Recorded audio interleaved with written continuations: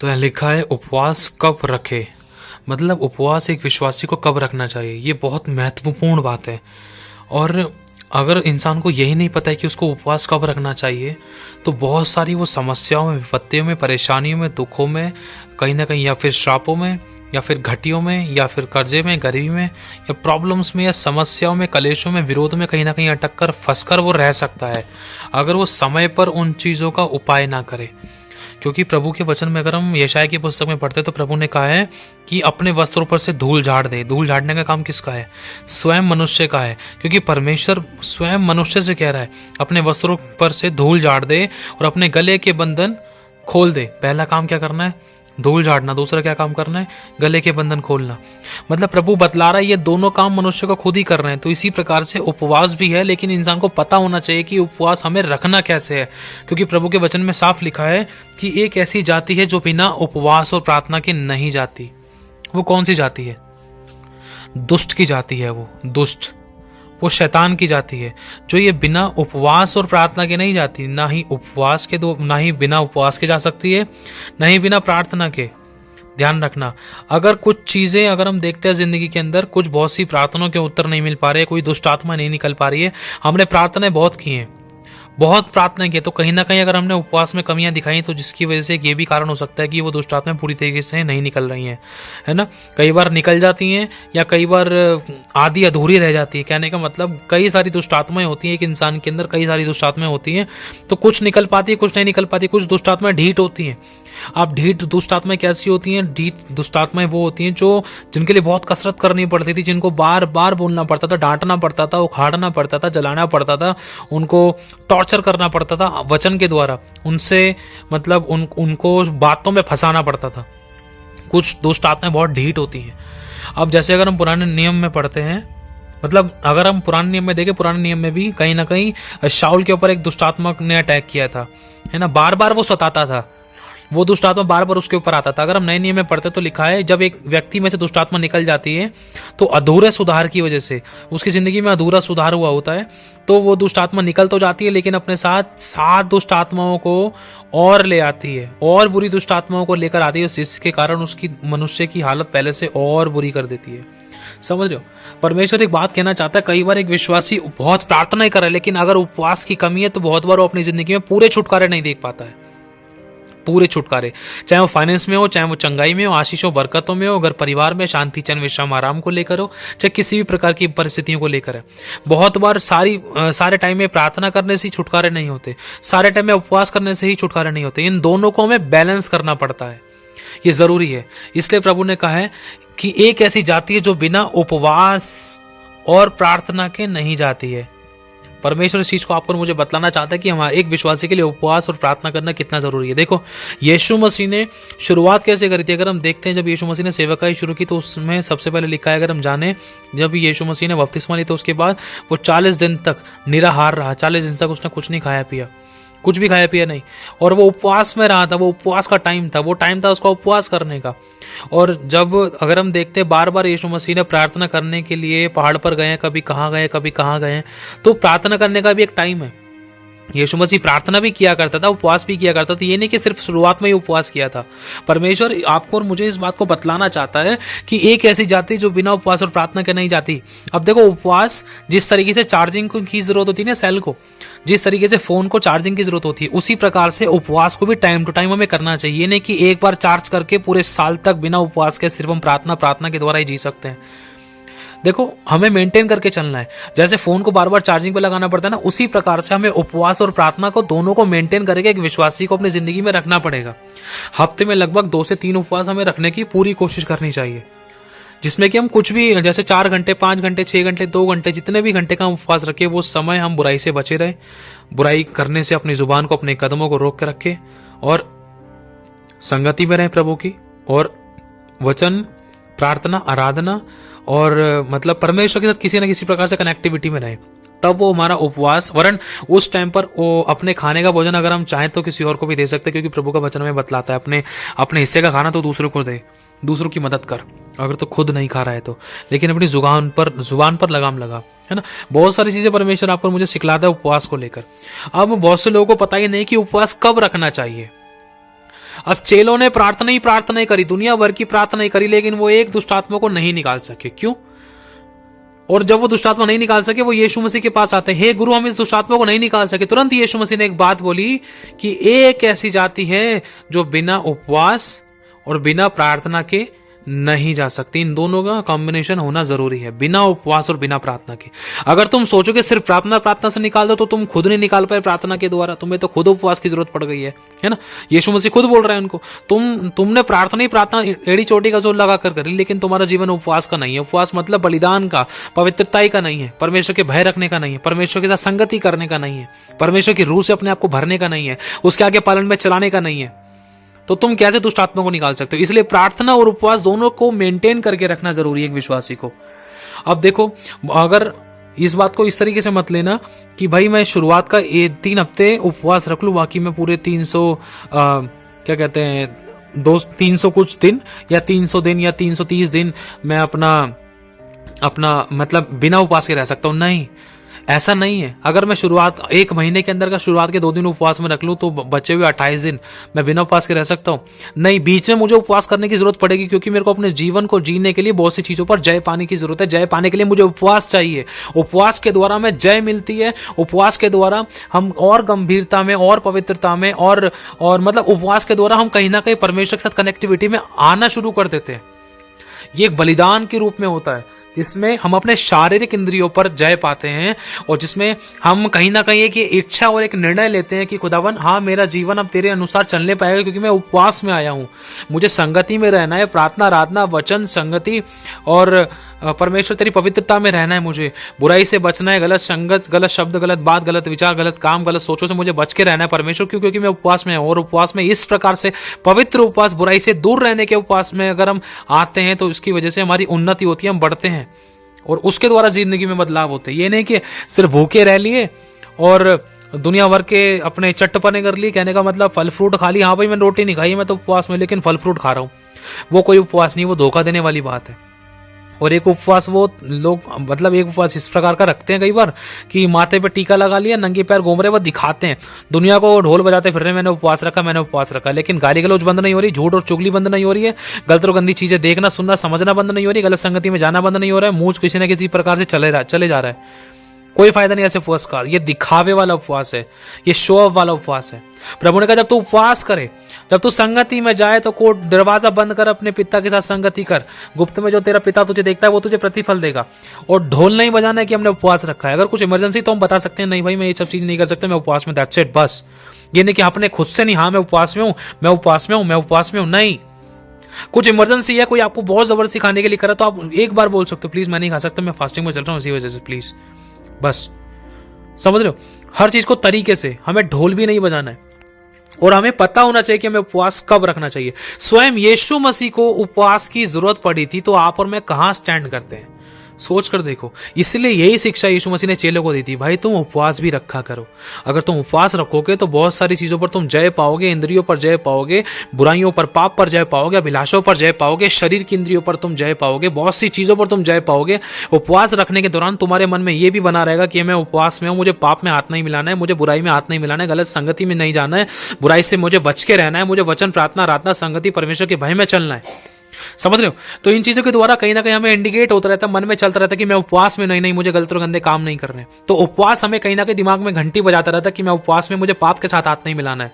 तो उपवास कहीं ना कहीं हमारी जिंदगी में इस चीज पर भी असर डालता है कि हमें बुराई और पाप से दूर रखता है, लेकिन हमें खुद भी इन चीजों के ऊपर कंट्रोल करने की पूरी कोशिश करनी है। ठीक है? तो उपवास कब रखना चाहिए? जब कभी भी, अब बहुत सी चीज आप लोग समझ गए होंगे इस चीज को जो भी आपको बताई गई है। जब स्वयं यीशु मसीह ने उपवास रखा है, तो आपको और मुझे सोचो कितनी जरूरत है, वो भी इस पाप से भरे हुए संसार के अंदर, जहां पर चारों तरफ मतलब दुनिया भर की बुराइयां, अभिलाषाएं, पाप, गंदगियां, मारकाट, मतलब सब प्रकार की बुराइयां थी। तो सोचो इस पाप से भरे हुए संसार में हमें कितना उपवास रखने की जरूरत है। पहले इतना नहीं था, लेकिन अब सोच कर देखो, जगह जगह छोटी छोटी चीज़ों के अंदर, फ़ोन में, सेल फोन्स में, गली मोहल्ले में, बाज़ारों में, सड़कों पे कितना गंदपना, गलत खाना पीना, उठना बैठना, गलत चलना फिरना, गलत व्यवहार, गलत काम, गलत चरित्र, गलत पहनावा, डिस्क, बियर बार, दुनिया भर की चीज़ें जगह जगह, ब्लॉक्स में जगह जगह, समझ सोचो कितना उपवास की जरूरत है हमें, पवित्रता में चलने की कितना जरूरत है, ताकि हम खुद भी बचे और औरों को बचाने वाले बने। हमारे जिंदगी में जो सामर्थ्य बहे, जब यीशु मसीह पहाड़ी पर से प्रार्थना करके नीचे उतरता था ना, तो लिखा है उसके अंदर से सामर्थ्य निकलकर लोगों को चंगा करती थी। जो लोग खड़े रहते थे यीशु के अंदर से, वो सामर्थ्य निकलकर यीशु के अंदर से लोगों को चंगा करती थी। सोचो इतना सामर्थ्य जीवन था यीशु मसीह का। आज हमारे अंदर से क्या निकलता है ये तो हम ही जानते हैं। सोचो किस पवित्रता की डिमांड करता है, तो इसलिए उपवास की जरूरत है। अब अगर हम देखें, उपवास हमें कहीं ना कहीं पश्चाताप के विषय में भी हमें निरुत्तर करता है कि हमें पश्चाताप करने की जरूरत है। अगर हम पुराने नियम में देखते हैं कि जब जब परमेश्वर के लोगों ने कई बार उपवास करा, तो एक तरीके से वो पश्चाताप में भी आए। उपवास जब वो उन्होंने टाट ओढ़े, तो कहीं ना कहीं इस चीज को भी दिखाता है कि उपवास रखने का मतलब है पश्चाताप और बुराई से दूर रहना, अपने बुराइयों को, पापों को, गलतियों, गुनाहों को, अपराधों को छोड़कर परमेश्वर की तरफ फिरना। समझ रहे हो, मन फिराव के विषय में भी दिखाता है कहीं ना कहीं हमें उपवास। एक नई शुरुआत को लेकर भी दिखाता है कि हाँ भाई मैं नई शुरुआत करता हूँ, उपवास रख के बुराई को छोड़ने के लिए एक नई शुरुआत करता हूँ, नई जीवन की, और एक नई प्रार्थना का जीवन, नई संगति और नए तरीके से जीवन जीना है मुझे। बुराई से दूर रहना है, गलत शब्द नहीं बोलने, गलत व्यवहार नहीं करना। आज से सब कुछ नया हो जाएगा, मैं इस बात के लिए उपवास रखता हूँ, है ना, बहुत सी चीजें। तो मेन चीज ये है कि उपवास हमें कब रखना चाहिए। देखो अभी तक आंसर नहीं मिला होगा, लेकिन अब मिलेगा आंसर, ध्यान से समझना।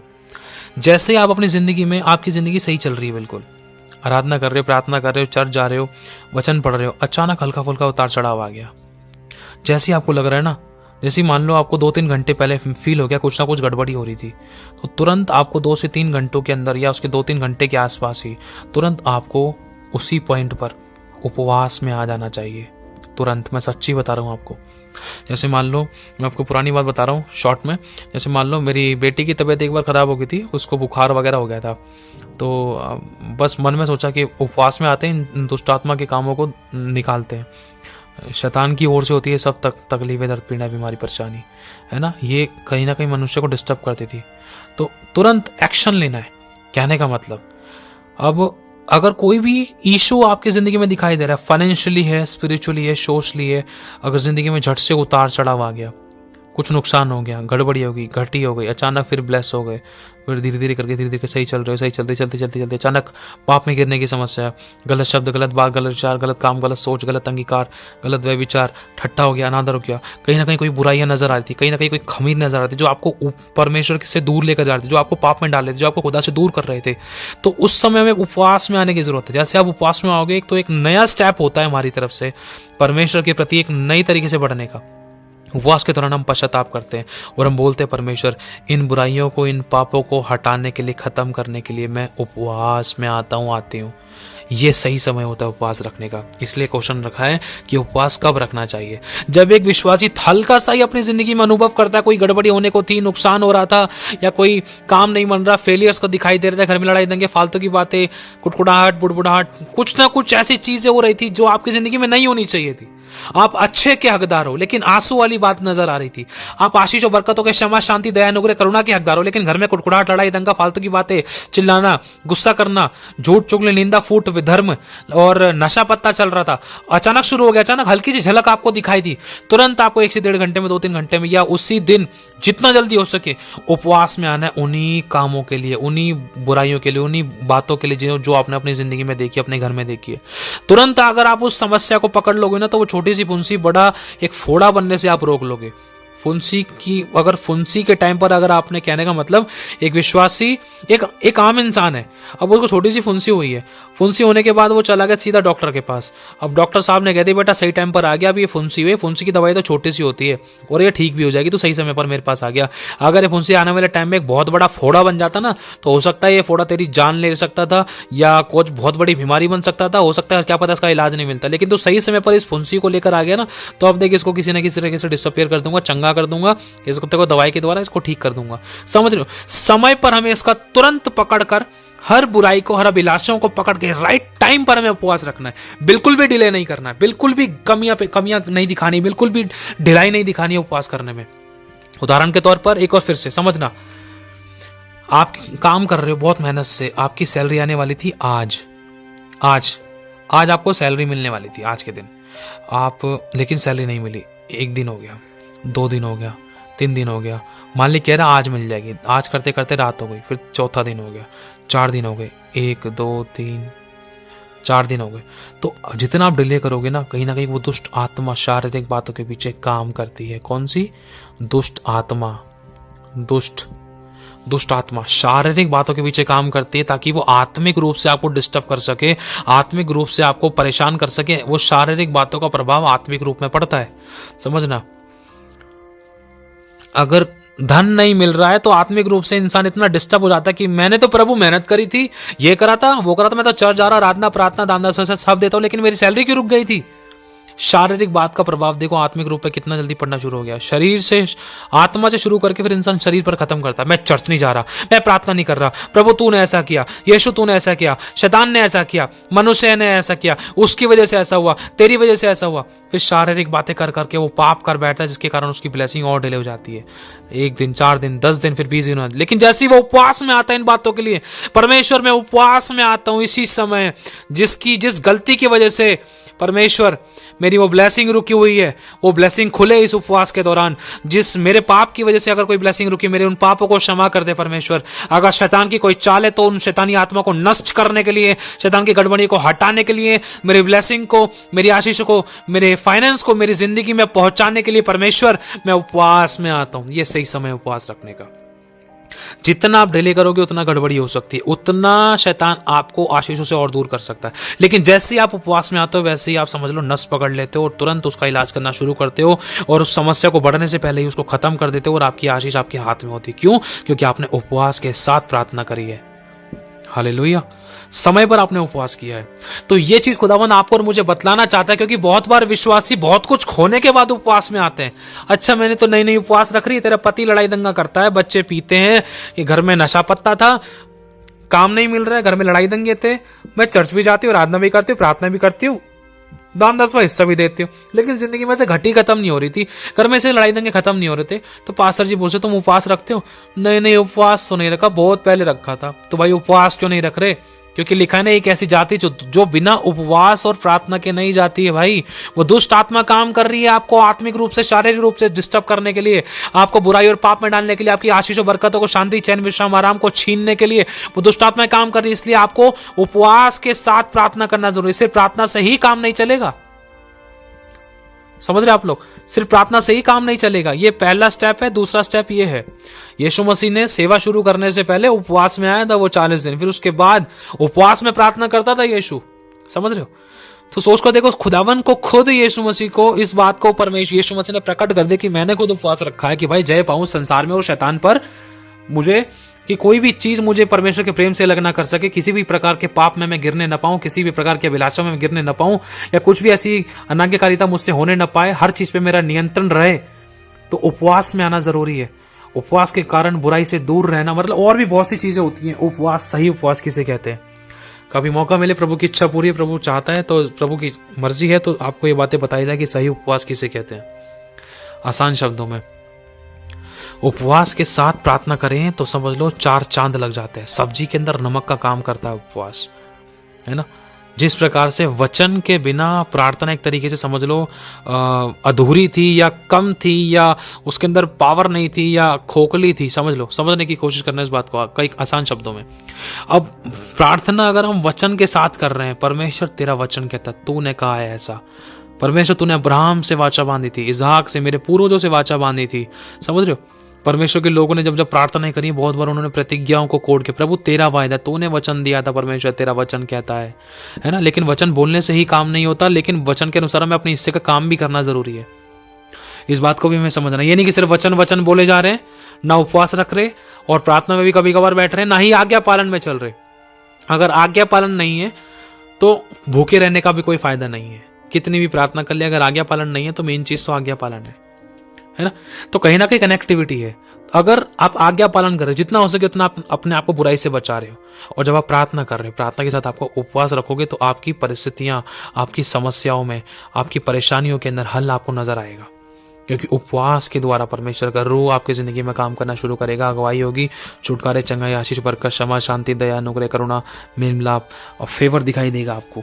क्योंकि जब आप उपवास में प्रार्थना करोगे तो कहीं ना कहीं उपवास एक बलिदान के रूप में भी समझ सकते हैं हम कि हाँ परमेश्वर, मैंने बलिदान किया है, छोटा सा बलिदान किया है, चाहे एक बलिदान की शुरुआत ही की है। परमेश्वर इस बलिदान को स्वीकार कर, मैंने देख अपनी होठों को, अपने हाथों को, अपने शब्दों को, अपनी आंखों को बुराई से बचा कर रखा। ये मेरा बलिदान था छोटा सा। परमेश्वर, मैं अपने आप को जीवित बलिदान करके तेरे लिए चढ़ाता हूँ। परमेश्वर देख मेरी इस प्रार्थना का उत्तर दे। परमेश्वर मेरी ज़िंदगी में काम कर। समझ रहे हो आप लोग? और भी बहुत सारे तरीके हैं जिनको हम बोलकर परमेश्वर के सामने, प्रभु के सम्मुख नम्र और दीन हो सकते हैं, प्रभु के छुटकारे के कामों को देख सकते हैं, है ना। अब मेन चीज़ समझने की ज़रूरत है हमें। अगर देखो, अगर मैं बोलूँ मैं दान 10वां हिस्सा दे रहा हूँ, लेकिन अगर मैं उसकी आज्ञा का पालन नहीं कर रहा, प्रभु ने कहा है विश्राम दिन का पालन कर, अब मैं विश्राम दिन का पालन नहीं कर रहा, लेकिन 10वां हिस्सा समय पर दे रहा हूँ, तो बहुत बार विश्राम दिन का पालन ना करने की वजह से मेरी बहुत सी आशीष उस वजह से भी रुक सकती थी। समझ रहे हो? भले ही मैं एक आज्ञा का पालन कर रहा था, दशमांश दे रहा हूँ, लेकिन दूसरा परमेश्वर ने कहा मेरे भवन में, मेरे उपस्थिति में आओ, अपने 6 दिन अपने जिम्मेदारी को निभाओ, 7वें दिन मेरी उपस्थिति में आ जाओ, विश्राम दिन संडे को मेरे भवन में आ जाओ। समझ रहे हो? अगर संडे को भवन में नहीं आ रहे लेकिन अपना दशमांश समय से पहुंचा रहे, ठीक है, दशमांश के हिसाब से परमेश्वर दशमांश के विषय में आशीष देगा, लेकिन कुछ ब्लेसिंग्स जो परमेश्वर ने आपके विश्राम दिन के विषय में रखी है, कुछ नहीं, बहुत बड़ी ब्लेसिंग्स परमेश्वर 7वें दिन को हमें इसलिए ब्लेस करता है ताकि हम आने वाले 6 दिन के लिए अच्छे तरीके से जीवन बिता सके, ब्लेस हो सके, और कोई शैतान की चाल लागू ना हो, परमेश्वर की उपस्थिति में चलें, महिमा और अभिषेक और सामर्थ्य में हम परिपूर्ण रहें, और हर शैतान की चालों से हम बच सके, वचन के अनुसार चलें, वचन के बीज हमारी ज़िंदगी में फलवंत हो। वरन बहुत सी चीज़ें, है ना, पहले से ही हमें 7वें दिन संडे को तैयार कर देते ताकि आने वाले शनिवार तक हम बहुत ब्लेसड लाइफ जिए, बड़ी बड़ी गवाहियों के साथ हम अगले हफ्ते आएँ। समझ रहे हो? इसलिए हमें संडे को आना भी बहुत ज़्यादा ज़रूरी है। अब मेन चीज़ पे हम आएंगे, इस बात को समझना है, फिर हम ऑफ करते हैं। उपवास कब रखना चाहिए? आपकी ज़िंदगी जैसी भी चल रही है, आपने आत्मिक, शारीरिक, आर्थिक, सांसारिक रूप में कहीं ना कहीं कोई गिरावट देगी, कहीं ना कोई शिकायत देगी, कहीं ना कोई रुकावट देगी, कोई प्रॉब्लम्स देगी, कोई इशू देगी, रोना पीटना देगा, समस्या देगी, दर्द पीड़ा देगी, आंसू देखे, तुरंत आपको वहाँ पर ये समझ लेना है ये चीज़ें परमेश्वर की ओर से नहीं है। अगर हाँ परमेश्वर, अगर मुझसे गलती हुई है तो मैं उपवास में आती हूँ, उपवास में आता हूँ और मैं पश्चाताप करता हूँ, करती हूँ। मुझे क्षमा कर, मेरे जिस पाप के कारण ये सारी समस्या मुझे देखनी पड़ी है परमेश्वर, ये सारे नुकसान, घटी, परेशानी, समस्या, तकलीफ, बीमारी, ये आंसू, ये विरोध जो मुझे सहन करना पड़ा है परमेश्वर, बेइज्जतियाँ सहन करनी पड़ी मेरी गलती के कारण, अगर प्रभु ऐसा हुआ है तो मुझे क्षमा कर दे परमेश्वर, तेरे खून से मुझे धो दे। अगर मैंने किसी को माफ़ नहीं किया तो मैं माफ़ करती हूँ और तेरे आगे भी माफ़ी मांगती हूँ, दिल से सबको क्षमा करके तेरे आगे माफ़ी मांगती हूँ, क्योंकि तो प्रभु तूने कहा है तुम अपने अपराधी को क्षमा करो तो मैं भी तुम्हारे अपराधों को क्षमा करूँगा। प्रभु मैं माफ़ी मांगती हूँ, तेरे आगे सबको माफ़ करती हूँ।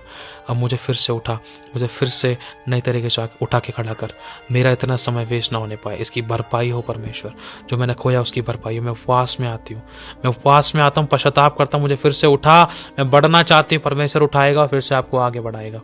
हालेलुया। प्रभु ने कहा मैं आप चलूँगा और तुझे विश्राम दूंगा। जैसे आप उपवास में आओगे तो वैसे ही आप देखना, जब आप पश्चाताप के साथ प्रभु के सम्मुख आते हो, अपनी गलती को मानते हो, अपने खुदा के आगे रोते गिड़गिड़ाते हो, पश्चाताप करते हो, जैसे भी आपको प्रार्थना करनी वैसे आप प्रार्थना करते हो, लेकिन पश्चाताप ही हृदय के साथ, तो परमेश्वर आपको उठाएगा और अचानक आपकी ज़िंदगी में जो नीचे जा रहे थे, अचानक आपकी ज़िंदगी में एक मोड़ आएगा और आप फिर से ऊपर उठने लगोगे, फिर से करेक्शन परफेक्शन में। लेकिन ध्यान रखना, जहाँ पर हल्का सा भी आपको हिंट लग रहा है कोई ना कोई गड़बड़ी थी, शैतान की चाल थी, तुरंत आपको 1-1.5 घंटे 2-3 घंटे में उपवास में आना है। चाहे आप 2 घंटे के लिए उपवास में आओ, चाहे आप 3 घंटे के लिए उपवास में आओ, चाहे आप 4 घंटे के लिए उपवास में आओ, चाहे आप 1 घंटे के लिए उपवास में आओ, लेकिन उपवास में आना और उस उपवास में आने के दौरान उन बातों के लिए जो समस्याएं दिखाई दे रही थी उन बातों के लिए प्रार्थना करनी है और अपनी जुबान की चौकसी करनी है। हालेलुया।